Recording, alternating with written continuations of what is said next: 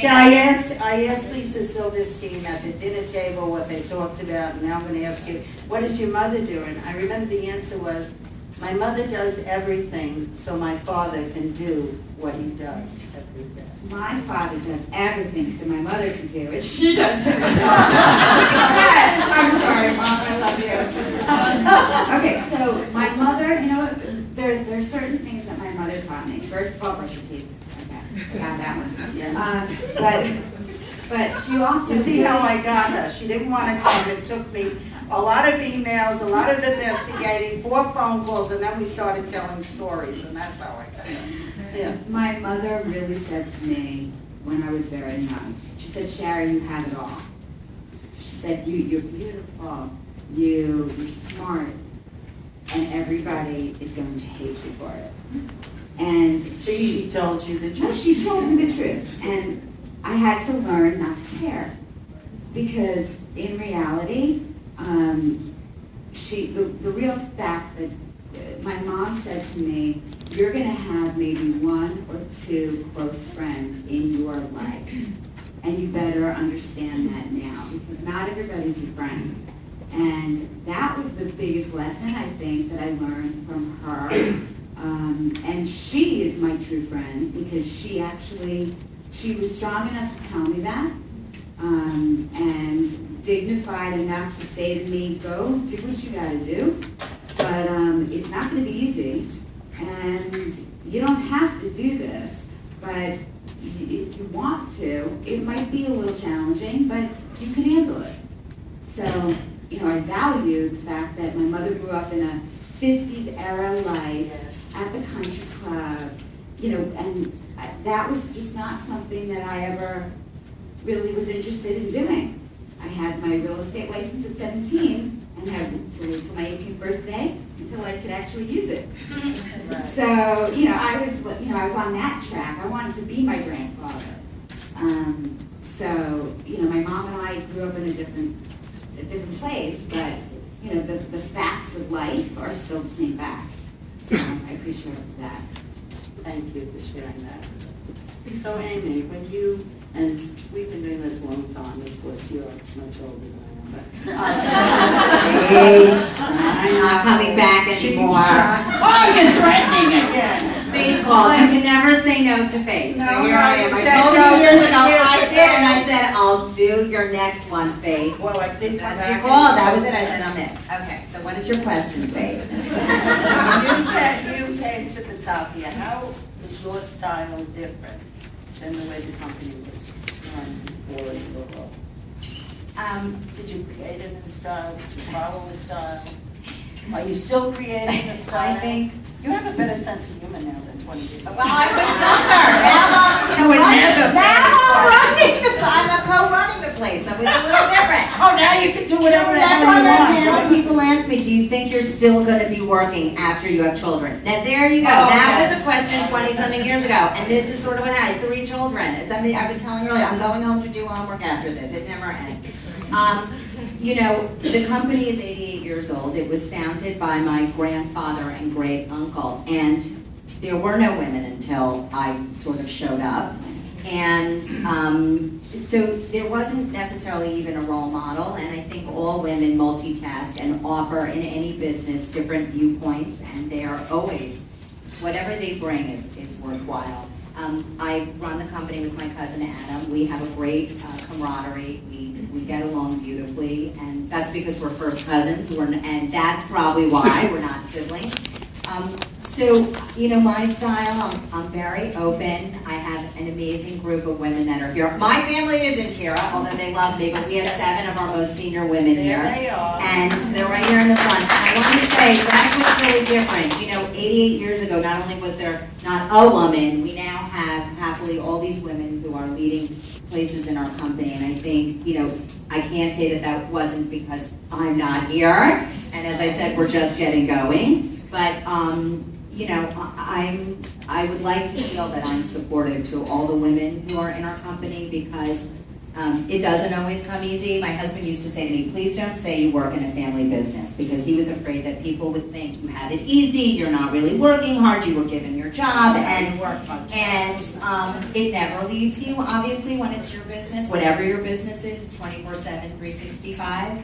And you know, I would like to feel that for all those other women, I haven't been there and done it all, but I definitely have scars and wounds, and there's always something you can learn. Look, So. Martha's looking bright, working She's scars. younger than us. She's like, oh, no, but that's just life. I mean, you know, there's always ways that you can to try and be helpful and supportive. So our company has definitely, obviously changed, and I think it's, you know, it was this wonderful legacy before, and I think it's evolving. That's just the nature of, you know, and also, like Sherry, we're third generation, and you know, they're very hard and rare to find third generation businesses, whatever it is. No, that's true, that's true. Samantha, tell us what you're doing day to day.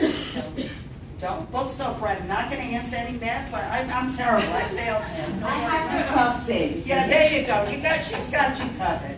Tell us what you're doing day to day and how it's different now than, say, last year or the year before. Here, take mine again. See how these women are. Yeah, good.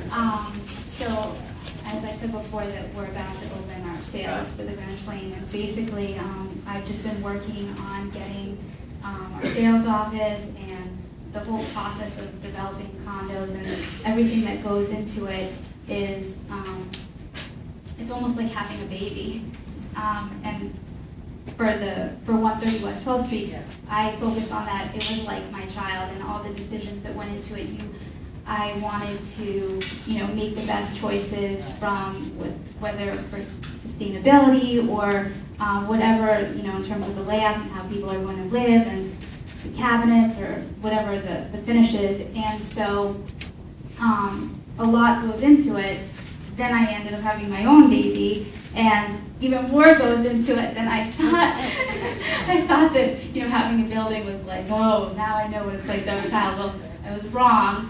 But so my day-to-day life now is sort of balancing having a real baby and then also putting the care and attention into a project, because I really think that the more detail and focus that you put in, the more buyers, whether they specifically like what you're doing or not, because you're not going to satisfy everyone all the time, but they will end up feeling, you know, the sort of dedication or the attention to detail that you put into something, and I think that that ends up coming out in your favor. And to Amy, actually my day-to-day, I was at the sales office and we're using my Aunt Beth, who's third generation, her artwork in the sales office. And I had called Beth and said, you know, we used her artwork in our model apartments for 130 and it worked so well. It was sort of like having this, I mean, she's my aunt, but it was like having a fairy godmother come in and take what was really good to begin with and just took it to a whole other level. And so she sort of helped us. It was like magic for us. And so I wanted to have that same experience here at the Greenwich Lane at our sales office, even though it's not actual units that are being modeled. But so my Aunt Beth was out of town, but she said, you know, don't worry, I'm going to have you know, the man who handles her art, she said, you know, call Philip and he'll take care of it for you. So Philip took care of the whole thing for me, and he was hanging the art over this past weekend. And then I guess it was on Monday, I was standing there and kind of making some tweaks with the artwork with Philip, and I was a little nervous and everything. And I was like, you know, I don't know, I hope this looks all right. And I turned around, and there's my Aunt Beth. And she came, she showed up, and she totally took, again, what was good and transformed it. And she just said, you know, this goes there, that there, flip this like that, and all of a sudden I was like, thank God, it's good now. And like, I'm not going to be in trouble, because like the sales team was like, you know, can you get this art? Philip brought down, I think, a lot of my aunt's artwork. It was everywhere, and I was like, what am I doing right now? But anyway, it was just the fact that I work for my family, and my family means everything to me, and to have them there, and to build upon what they've created, and to be a part of it, and then also in your moments when you need them, for them to just magically appear and be there to support you, you know, that's what it's all about, so, yeah. So if you weren't working in the family business, what would you be doing?